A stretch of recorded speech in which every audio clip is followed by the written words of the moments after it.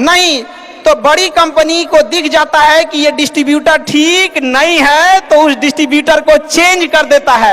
अगर गरीबों का हक मारेंगे और ऊपर वाले को नजर पड़ गया कि ये डिस्ट्रीब्यूटर ठीक नहीं है तो साइड कर देगा और फिर कहेंगे कि अब हमारा बिजनेस चौपट हो गया। अरे बाबू तुम खुद चौपट किया आपने। सर आपका पूरा नाम जानना चाहते हैं और थोड़ा आपने स्ट्रगल कैसे किया उसके बारे में बताइए। हाय दोस्त, मैं आपके चैनल आर्यन सर लाइफ में आपका स्वागत करता हूं। और कैसे हैं दोस्त, आई होप क्या बच्चे होंगे और मैं कामना करता हूं कि आप सब अच्छे रहें, बेस्ट रहें और स्वस्थ रहें। मेरे दोस्त, आज मैं आपको एक वीडियो दिखाऊंगा दुनिया के एक बहुत बड़े फेमस शिक्षक, फेमस टीचर खान सर, जिसे कि पूरी दुनिया जानता है, उनका वीडियो मैं आपको दिखाऊंगा। और सर ये बताते हैं कि अगर बड़ा आदमी बनना है, अगर बड़ा आदमी जीवन में बनना है, ठीक है, तो आपको क्या करना चाहिए, इस वीडियो में हम देखेंगे और सर से समझेंगे। तो मेरे दोस्त, आप सब लोग वीडियो को पूरा कंप्लीट देखिए और सब्सक्राइब कर दीजिए चैनल को, ठीक है, और वीडियो को लाइक जरूर कीजिएगा। कमेंट्स में जरूर बताइएगा कि आपने जो सर का वीडियो अभी देखा क्या सीखा और क्या समझा। तो चलिए शुरू करते हैं, देखते हैं वीडियो। सर आपका पूरा नाम जानना चाहते हैं और थोड़ा आपने स्ट्रगल कैसे किया उसके बारे में बताइए। बिल्कुल, आपको अधिकार है पूरा नाम जानने का। लोग भले कहते हैं कि खाली हाथ आए थे, ठीक है, खाली हाथ आए थे, लेकिन खाली हाथ जाना नहीं है। इस देश का ऋण चुका के जाना है।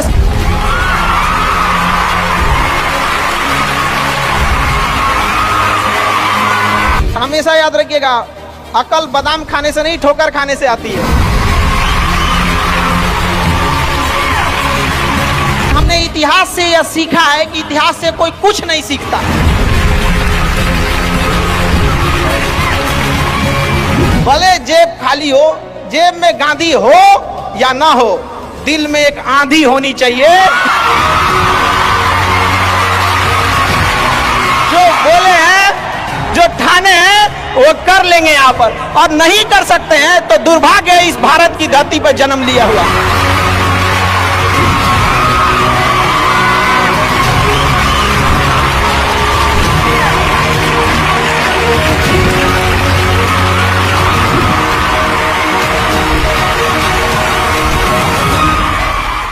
भारत में एंटरप्रेन्योर इतने बड़े संख्या में आ रहे हैं और काफी खुशी हुई इस चीज को देखकर कि भारत चेंजिंग की ओर जा रहा है अब अपने ओर। हमेशा सीखने की प्रवृत्ति रखिएगा। और आज के टाइम पे बाप रे, एक बहुत बड़ी समस्या ना कि दूसरे से प्रति जलन, जरतुआही। जरतुआही समझते हैं हम लोग, बिहार का ठेठ भाषा है। पता नहीं आप लोग समझते हैं कि नहीं समझ। मतलब कौन कितना खुश है, मतलब उसका पड़ोसी जितना दुखी है वो उतना खुश है। ये सब चीजों से थोड़ा आज के समय में अपने आप को थोड़ा बचा के रखने की कोशिश कीजिएगा, क्योंकि किसी के जलन वगैरह से नहीं होता। अक्सर देखिएगा ना, चूंकि ये एंटरप्रेन्योर है, बिजनेस का चीज है, तो एक छोटा सा देखिएगा ना, गांव में किसी के पास समोसा का दुकान चल जाता है तो उसके बगल में एक और समोसे खोल देता है। अरे बहुत सारी चीजें हो सकती हैं। आप डिसीजन आप कभी भी किसी और के मर्जी से इन्फ्लुएंस होके लीजिएगा, वो कभी डिसीजन सही नहीं होगा। डिसीजन आपका अपना होना चाहिए, आप क्या कर सकते हैं। और ये जिस दिन आप पहचान गए, उस दिन समझिए आधा काम आप अपने से कर दिए यहाँ पर। और वो सबके अंदर कुछ ना कुछ है, ऐसा नहीं है कि ऊपर वाला आपको खाली हाथ भेजा, सबके अंदर कुछ ना कुछ है।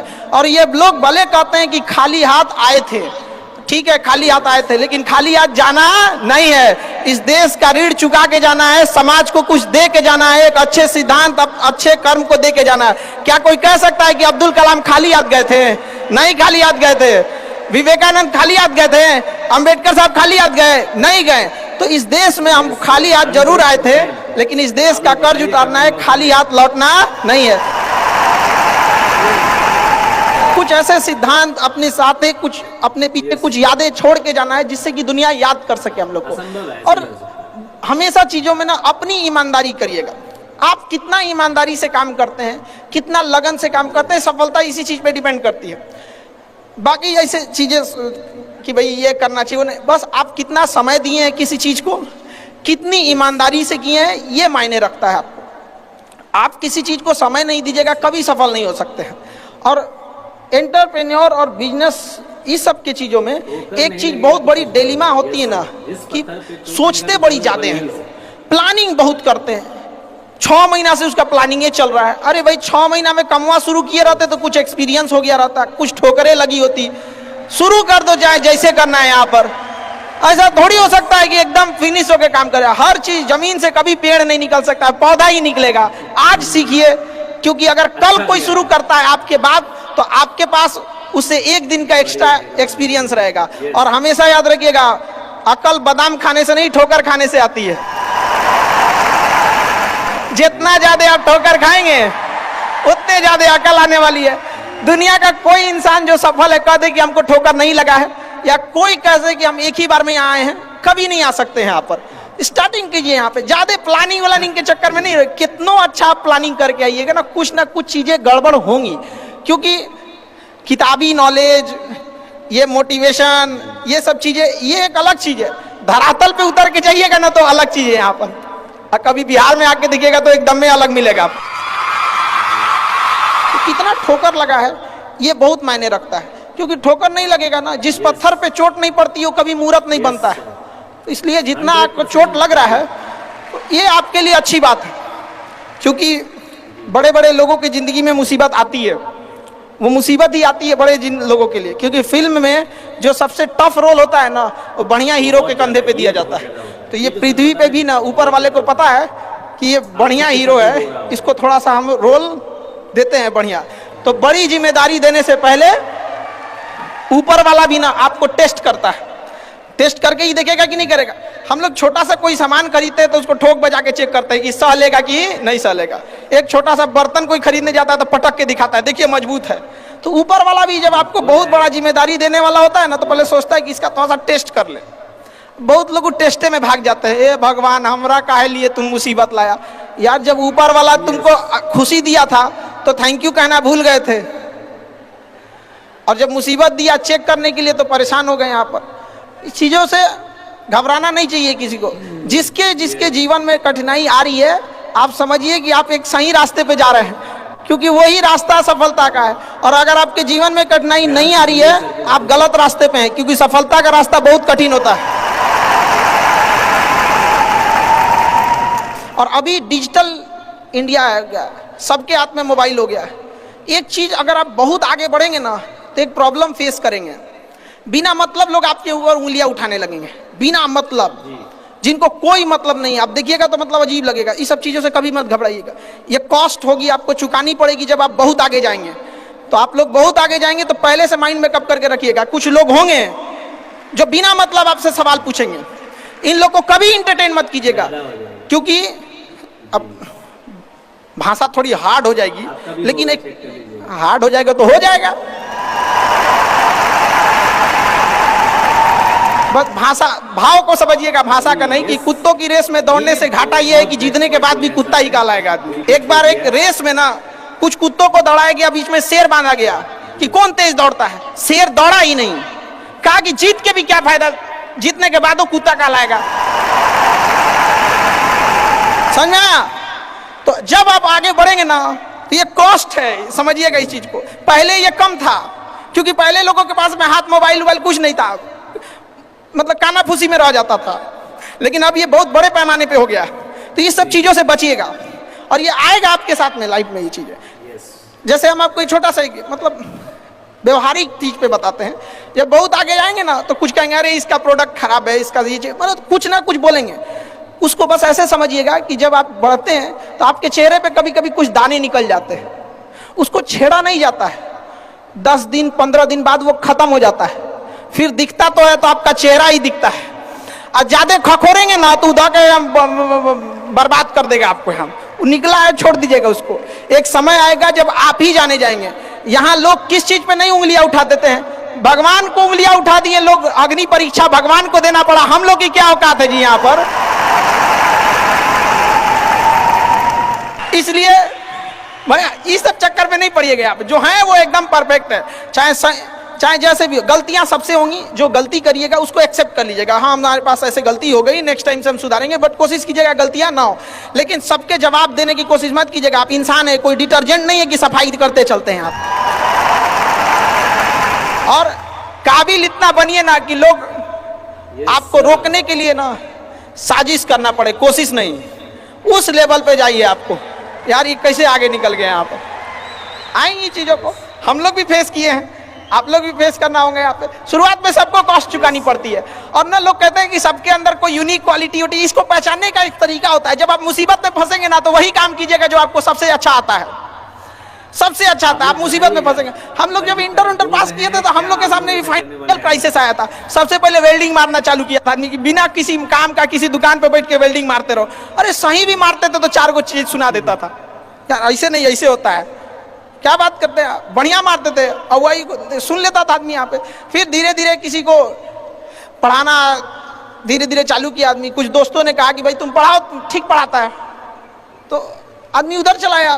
तो आपको भी पता है कि आप किस चीज में अच्छे हैं, तो धीरे धीरे अपने आप के अंदर वो पहचानिए, उसको सुधारने की कोशिश कीजिए और इधर उधर ज्यादा ध्यान नहीं दीजिए। मुसीबत आए तो अपने आप को एक बार थपथपाइएगा कि हाँ आप उस एलीट क्लास में हैं जिसके सामने मुसीबत आई है, और एक समय आएगा कि जब आप इस मुसीबत को पार कर जाएंगे, और एक समय आएगा कि जब यहाँ आके आप अभी अपनी संघर्ष की कहानी बताएंगे कि हम भी ऐसा थे। और हम आप सबसे यही उम्मीद करते हैं कि भगवान से भी हाथ जोड़ के यही दुआ मांगते हैं कि जितने लोग हैं देश के, सबको एक दिन अपनी कहानी सुनानी पड़े, क्योंकि यह देश वीरों की धरती है, वीरांगनाओं की धरती है। यहाँ पर हर बच्चा यहाँ का फौलाद है अपने आप में यहाँ पर।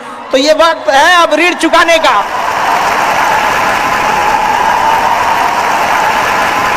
अब इस सदी में हमें अपना नहीं, अब इस देश का भी एक ऋण चुकाना होगा कि शायद पिछले जन्म में बहुत सौभाग्य, बहुत अच्छा काम किए होंगे तो हिंदुस्तान में जन्म लिए, वरना अगर जन्म के समय थोड़ा बहुत बॉर्डर क्रॉस करते ना, उधरिया हो जाते ना, अरे बाप रे बाप, अरे क्या दुर्दशा होता जिसका कोई हद नहीं यहाँ पे। थोड़ा सा बस उधर घसक जाते तो। लेकिन ये हम लोग का सौभाग्य है। एक चीज हम लोगों ने गलती किया के बाद, हमने महिलाओं के पावर को ना अंडर एस्टिमेट कर दिया। हम लोग 1947 से जो पुरुष समाज है ये सोच रहा है कि देश को आगे ले जाने के लिए, अभी तक सोचिए रहा है। ये हम लोगों से गलतियां हुई हैं। और लड़कियों को हमने जो साथ छोड़ दिया महिलाओं का ना, बस यकीन मानिए जिस दिन भारत देश की महिलाएं पुरुषों के साथ कदम से कदम मिला ली, 10 साल में देश की सूरत बदल जाएगी, दुनिया देखते रह जाएगी। यहाँ पर हम इस चीज को ज्यादा समझ सकते हैं क्योंकि हमारी खुद की बहन नहीं, अपनी बहन नहीं, लेकिन अभी भी हम अपना घर देखते हैं ना तो लगता है कि बहुत बड़ी कमी है। और अगर बहन रहती तो चीजों को अच्छे से समेट के रख सकती थी। अब तो इसलिए हम देखेंगे हमको इंडिया में सबसे ज्यादा राखी बांधी जाती है, पूरे हिंदुस्तान में सबसे ज्यादा राखी बांधी जाती है। नहीं था तो वो हमारे यहाँ माझी जी थे ना, वो कहे कि भगवान के भरोसे मत बैठो, क्या पता भगवान तोरे भरोसे बैठा लो। तो बहन नहीं थी तो क्या दिक्कत है, दुनिया में सबसे ज्यादा राखी बांधी गई। अब मतलब आप सोचते हैं कि अगली बार, अभी इस बार 7,500 राखी बांधी गई थी, 7,500। हर साल रक्षाबंधन के बाद, पहले ही रक्षाबंधन से पहले हमको एक डॉक्टर अपॉइंट करके रखना पड़ता है कि सर मेरा ना ब्लड रुक जाएगा, इतना राखी बांधी जाती है। तो आप एकदम ना स्टैंड बाई पे रेडी रहिएगा वहां पे। इतना राखी बांधने के बाद एक आदमी आता है मेरा हाथ उठाने वाला, वो हाथ लेके चलता है, हम ऐसे चलते रहते हैं। तो खुश नसीब हैं वो लोग जिनके घर में बहनें हैं, जिनकी बेटियां हैं। आप उसकी कदर नहीं कर सकते हैं तो यकीन मानिए इसका बदला भगवान जरूर लेता है। आजकल लोग देखते हैं कि लोग बहू की कदर नहीं करते। अरे वो आपकी बेटी है, चेहरा बदल के वापस भगवान ने भेजा है आपको, नहीं कर सकते कदर ना, तो आपने भगवान की उस नेमत को ठुकरा दिया है। अब फिर घर में मुसीबत आएगा तो कहेंगे कि पता नहीं क्या हो गया। चाहे चांद पे पहुंच जाइए, चाहे जितना भी आगे चल जाइए, अपनी सभ्यता संस्कृति को मत भूलिएगा वरना मिट जाइएगा आप यहां से। यूनान मिस्र रूमा सब लुट गए जहां से, लेकिन मगर है बाकी नामो निशा हमारा। कुछ बात है कि हस्ती मिटती नहीं हमारी, सदियों रहा है दुश्मन दौरे जहां हमारा। भारत को मिटाने की कोशिश की गई, मिटा कभी नहीं। इसलिए याद रखिएगा अपनी संस्कृति को नहीं भूलना है। और हमसे गौरवपूर्ण संस्कृति पूरे भारत, पूरे विश्व में किसकी है यहाँ पर, तो ये चीजों को थोड़ा सा आप लोग को ध्यान में रखना है और आपस में मिलजुल के एक देश वाली भावना लेके चलना है कि हम सबको मिलकर देश को अपना उस पुराना जो गौरव मिला था उसको वापस लौटाना है। और आप लोग आगे बढ़ेंगे, युवाओं में है अब जिधर युवा चलते हैं उधर ही सब कुछ चल देता है यहाँ पर। तलवारों के साए पर इतिहास हमारा बनता है, जिस ओर जवानी चलती है उस ओर जमाना चलता है।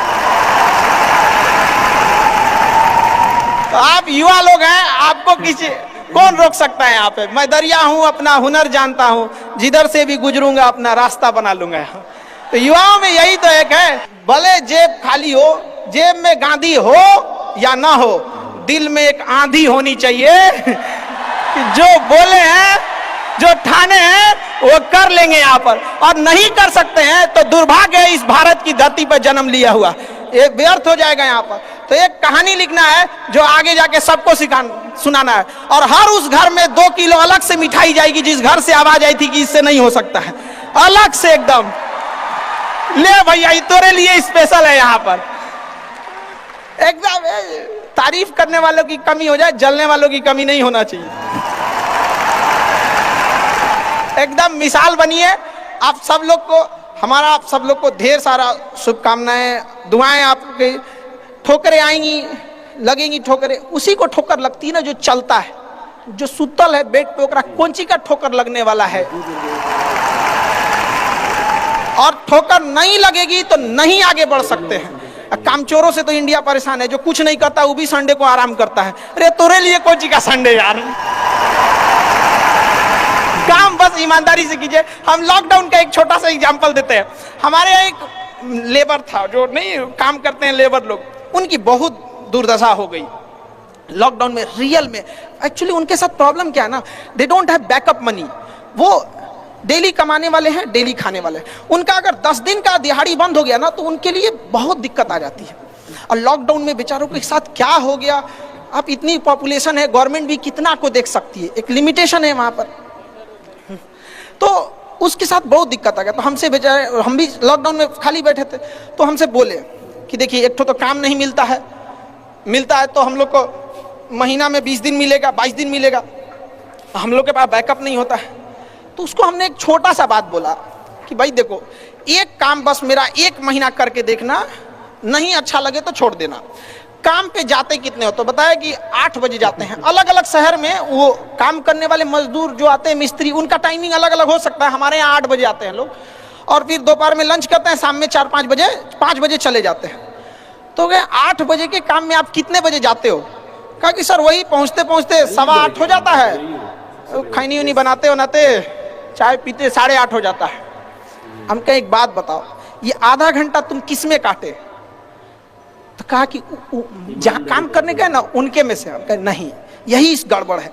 आप अपनी जिम्मेदारी में से आधा घंटा काट लिए थे, आप वहां 15 मिनट पहले पहुंच के देखो। तो कहे क्या बोलते हैं मास्टर, पगला गए हैं एकदम। हम भाई देखे तो 1 महीना काम करके देखो, बस तुम वहां 15 मिनट पहले पहुंच के देखो।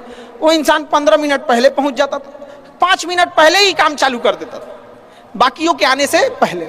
लंच पे जाते थे तो जब सब चले जाते थे 1-8 मिनट लेट से लंच जाते थे, कुछ नहीं होने वाला है।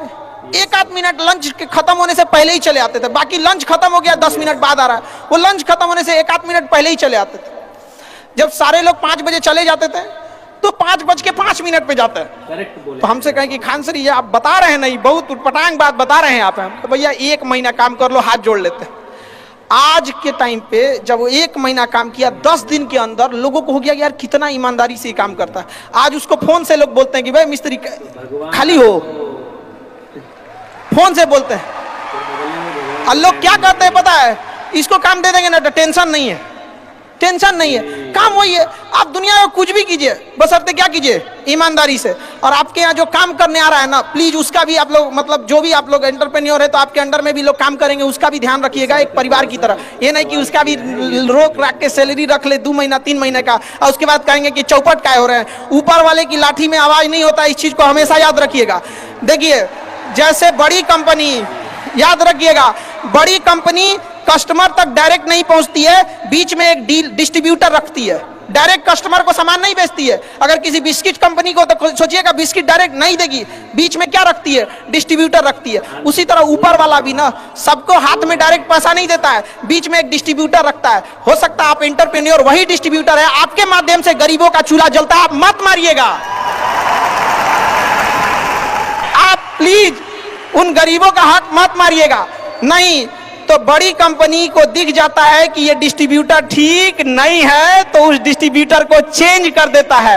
अगर गरीबों का हक मारेंगे और ऊपर वाले को नजर पड़ गया कि ये डिस्ट्रीब्यूटर ठीक नहीं है तो साइड कर देगा और फिर कहेंगे कि अब हमारा बिजनेस चौपट हो गया। अरे बाबू तुम खुद चौपट किया आपने। सर आपका पूरा नाम जानना चाहते हैं और थोड़ा आपने स्ट्रगल कैसे किया उसके बारे देखिए, में बताइए। बिल्कुल आपको अधिकार है पूरा नाम जानने का, लेकिन हमने इतिहास से यह सीखा है कि इतिहास से कोई कुछ नहीं सीखता है।